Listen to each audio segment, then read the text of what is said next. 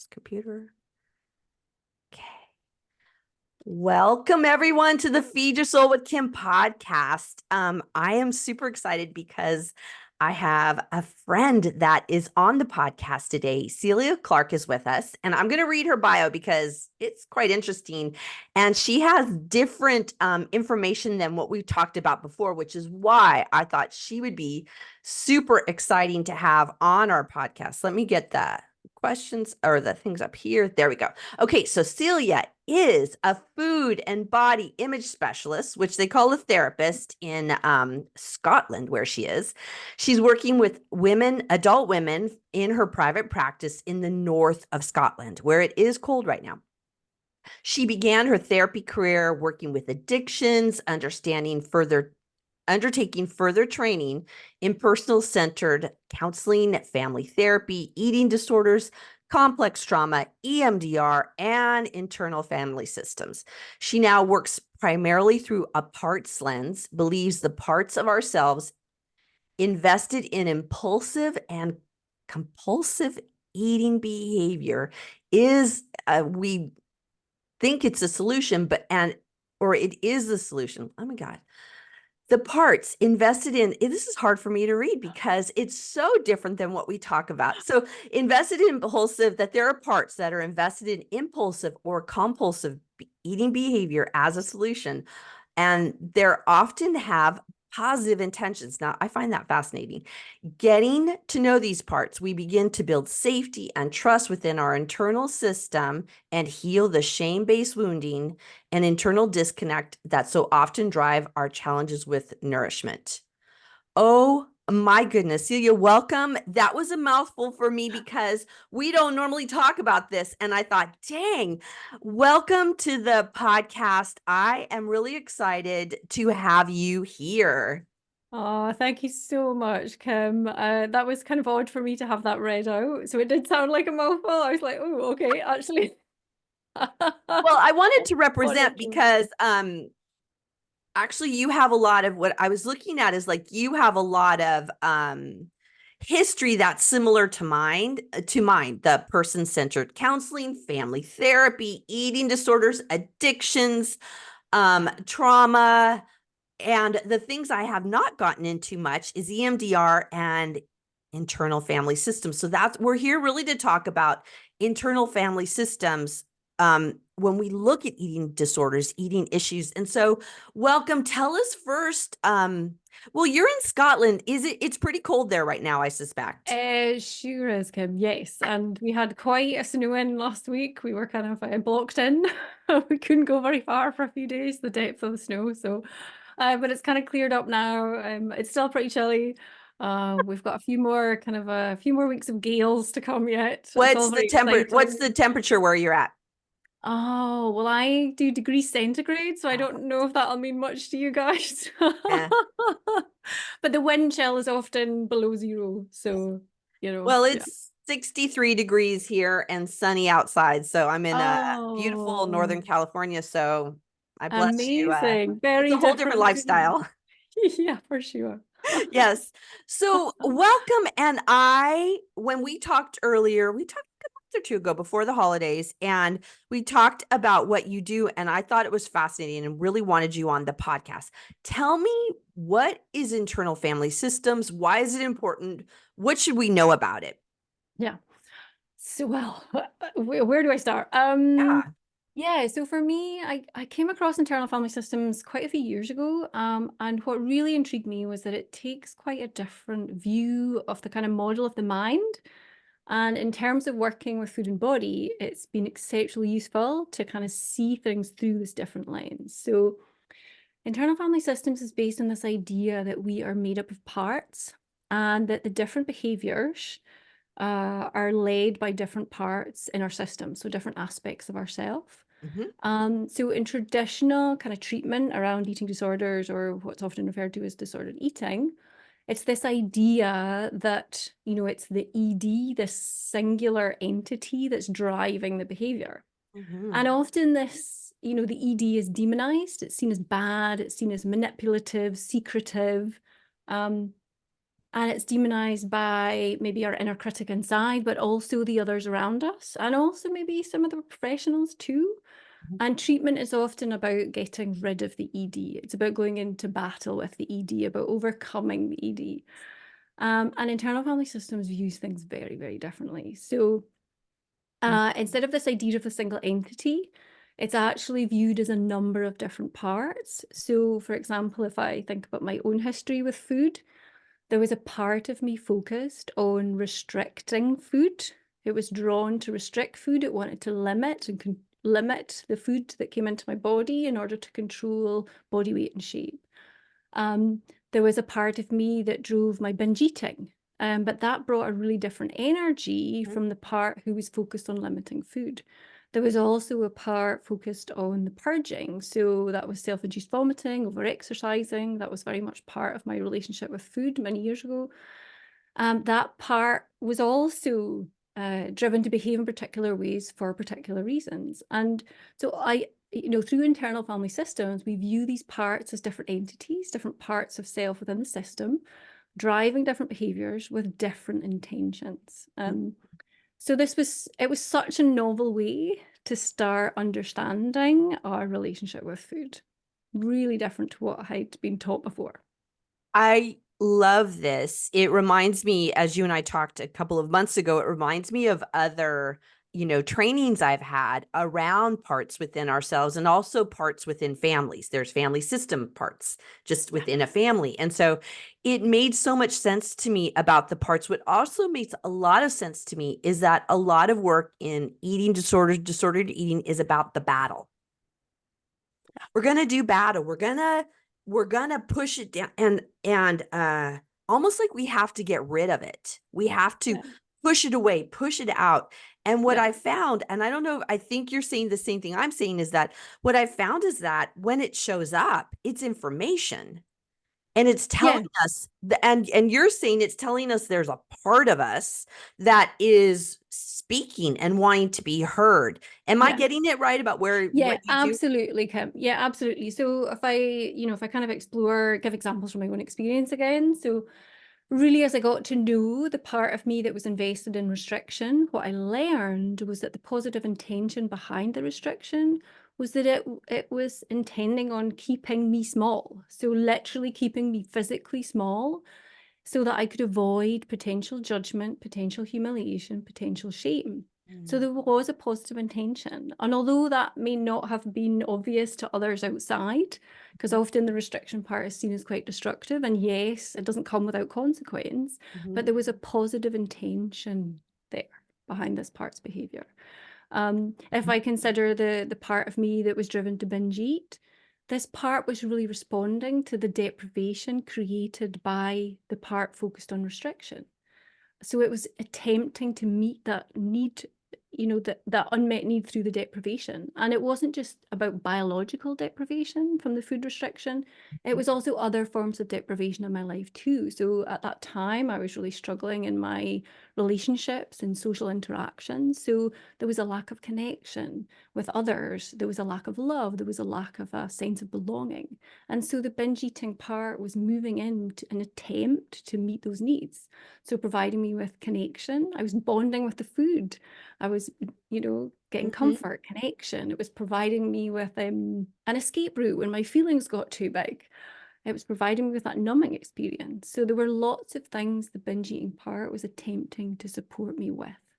So what you're doing is it's like you're valuing it and evaluating it. It's like I'm looking at it going, oh, there you are, part that wants Yeah, so to, curiosity is the first step. So getting yeah, really curious about these parts, because although those were the positive intentions of my parts, some of my clients' parts are driven by other intentions. There's other reasons behind those behaviors. Every system is different. So the first step is to get curious.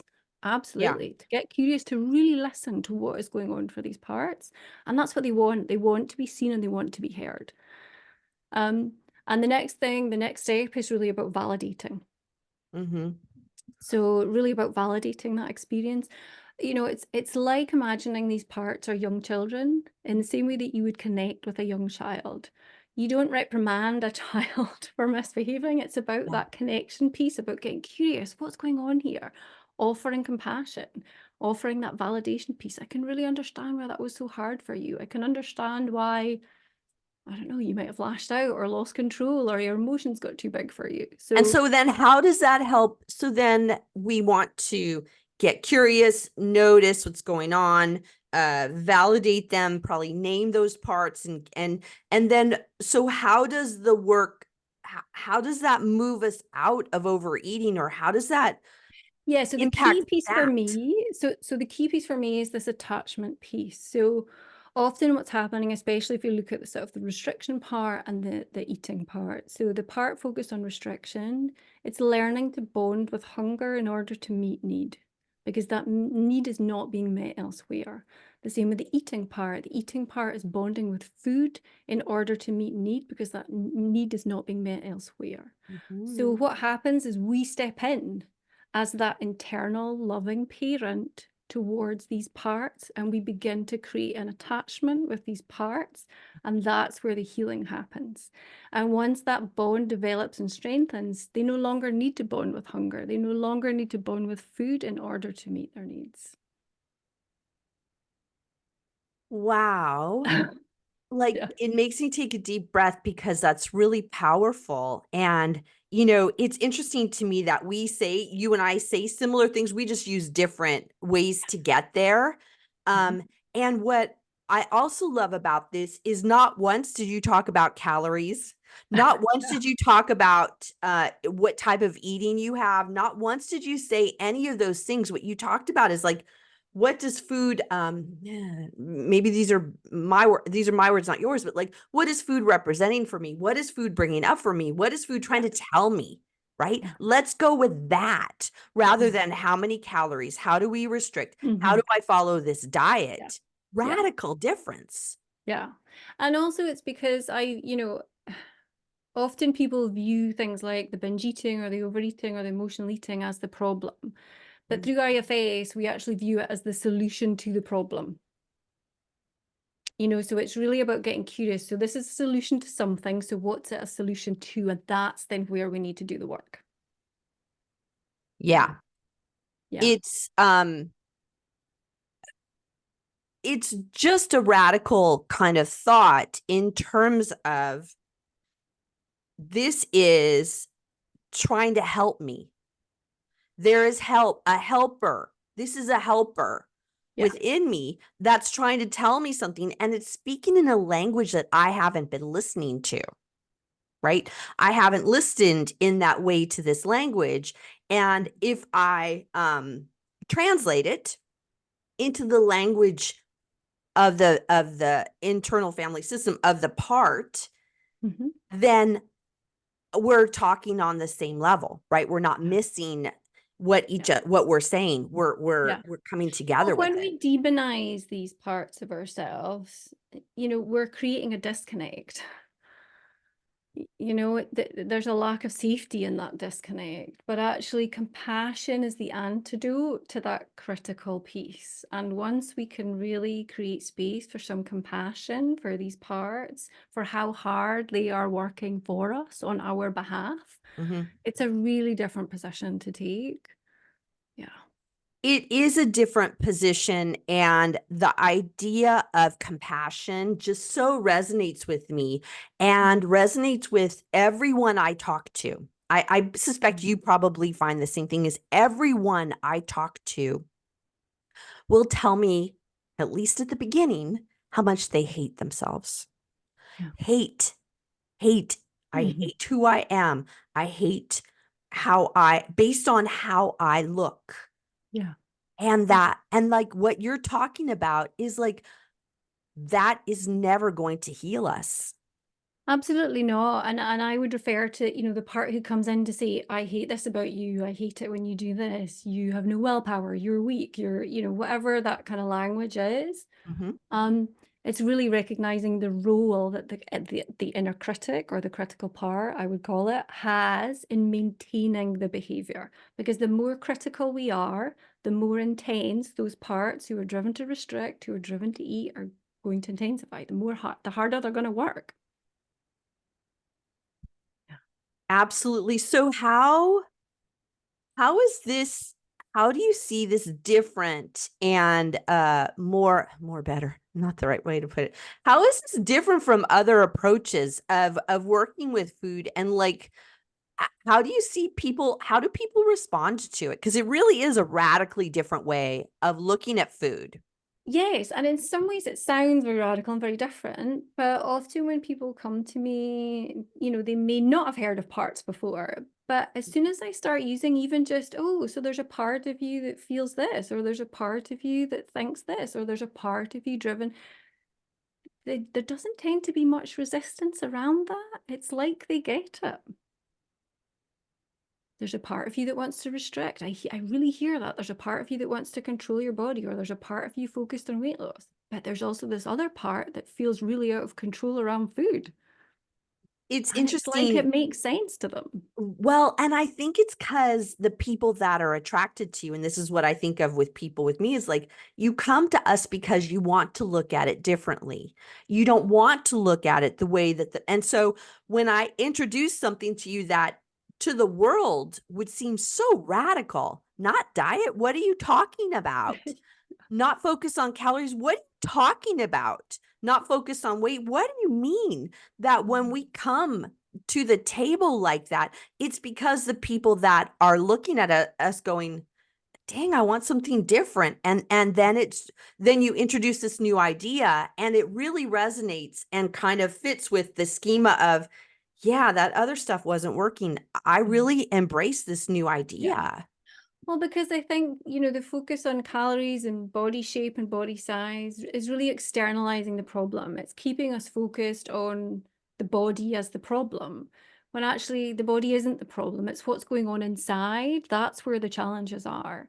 And for me, the kind of three main drivers that I find are, the low self-worth piece, um, the lack of safety in the body, so not feeling safe inside, um, and also this piece around unmet need.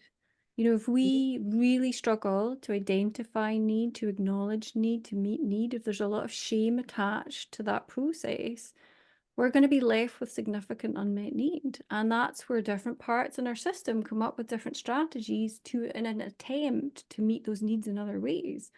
And one of the most common ways is through food. What I thought of, I love that idea of and once again, none of it was about food and calories. And what's interesting to me is that what I find a lot is that the food issues often show up in our younger Yeah. years and through lots of things that go on. And like when you talked about low worth, lack of safety in the body, unmet needs. And I'm thinking, well, Yeah.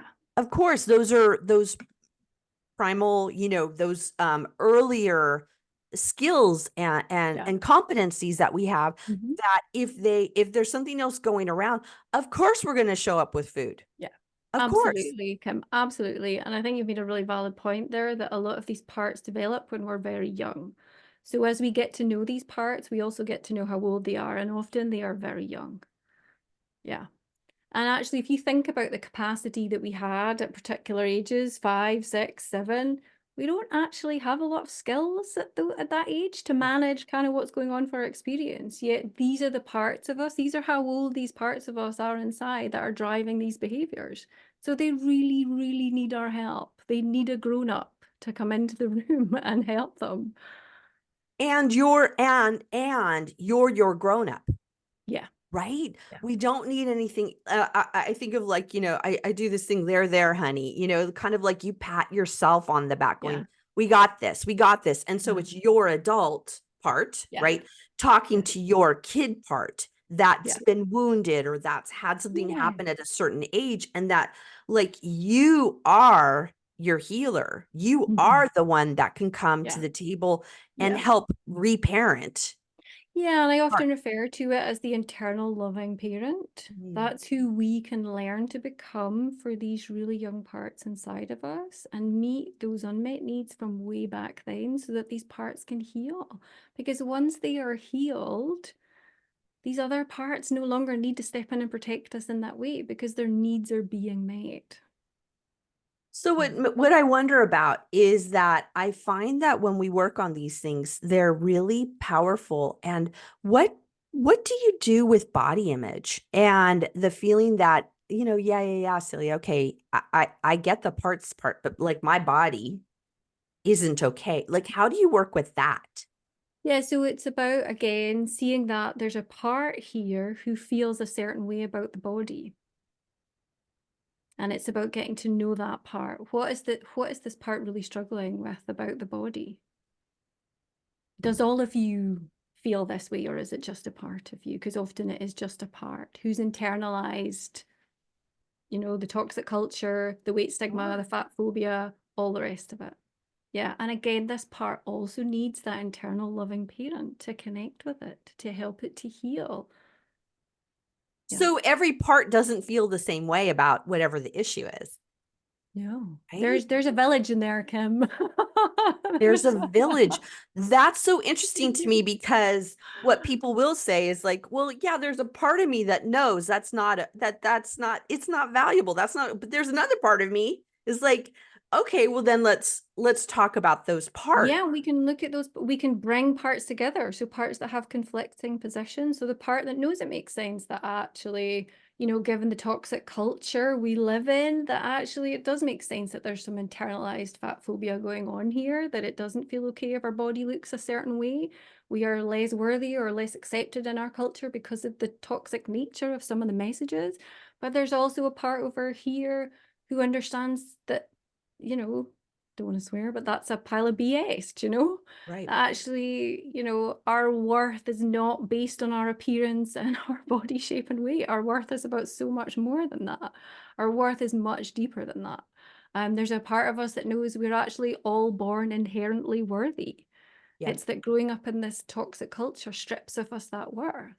It It makes also us forget makes that. me think of when you were talking just now, it makes me think of the idea that I really resonate with is that, food has been the way to learn more about myself, the eating issues. And this is what I talk about with people and I think about is that it's really not about the food. It's about how my wholeness, my wellness, and that the things that you were just talking about, like it impacts your life, not just about food.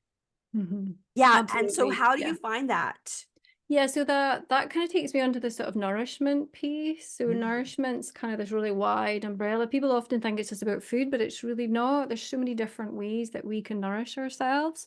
Um, and for me, there's two different elements to nourishment. So there's the being open to receiving it as well as being open to offering it. So we need to be open to both of those things. So we need to be open to offering it to ourselves, but also receiving it.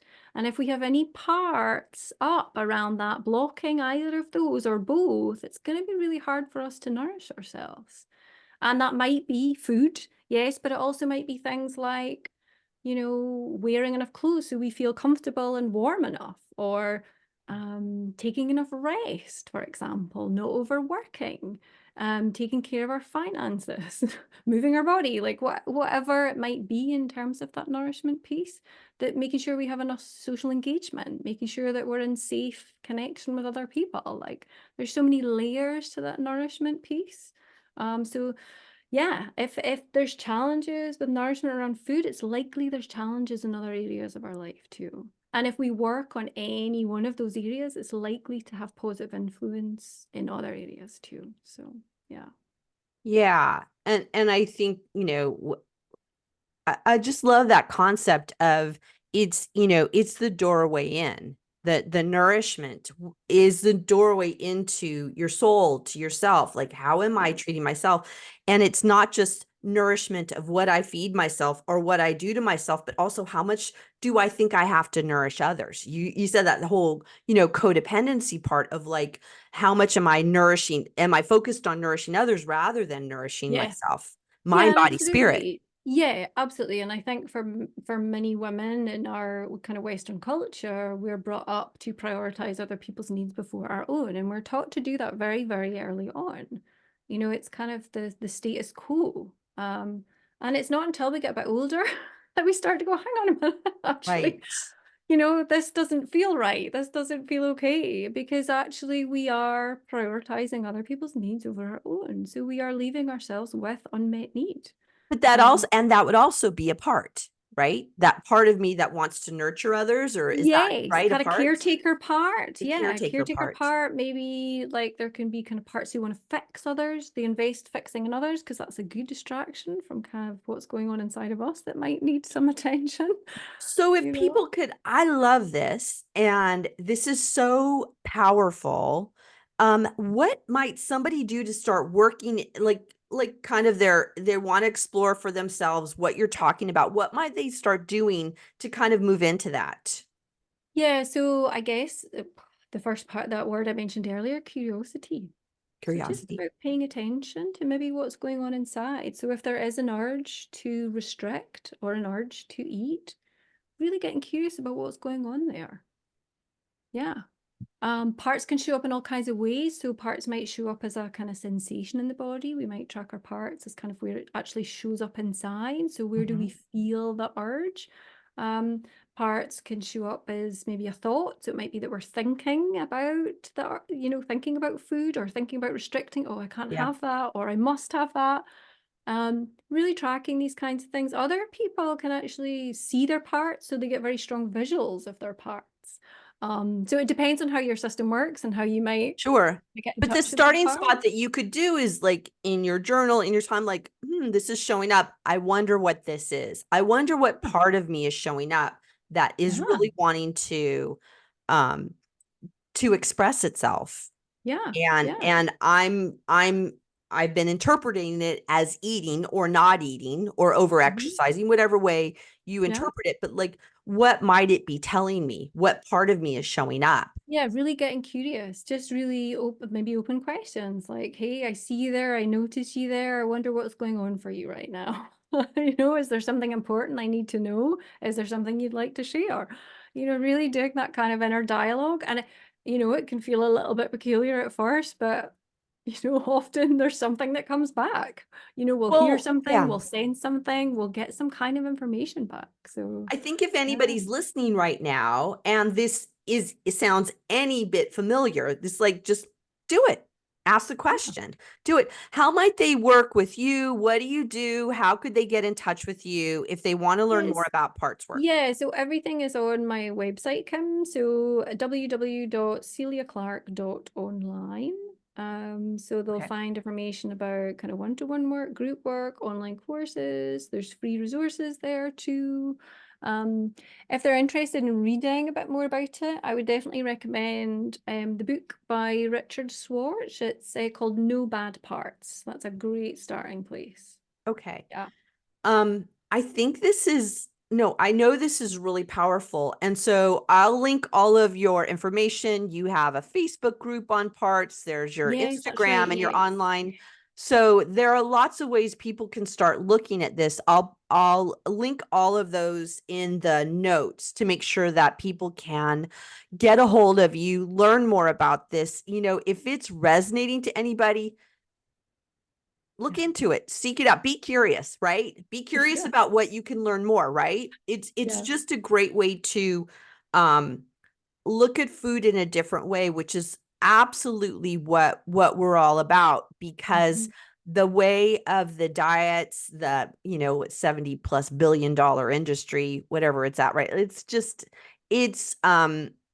It's not working, and we got to try something different. And this is a fabulous way to not only just look at food, but like your life. Really get to the deeper root of this, Yeah. and it's a really gentle, compassionate way to heal these earlier woundings. Gentle and Yeah. compassionate way to heal the earlier woundings. I Yeah. love that. Sia, thank you so much for being with us. I know we talked, it's like 7 o'clock your time at night. And I so appreciate you coming on the podcast. And I look forward to talking to you more and learning more about what you do, and more about how Oh, parts can work more for us. it's been such a pleasure, Kim. Thank you so much for having me. I really appreciate it. Thank you. Thank you very much. Thanks, everyone.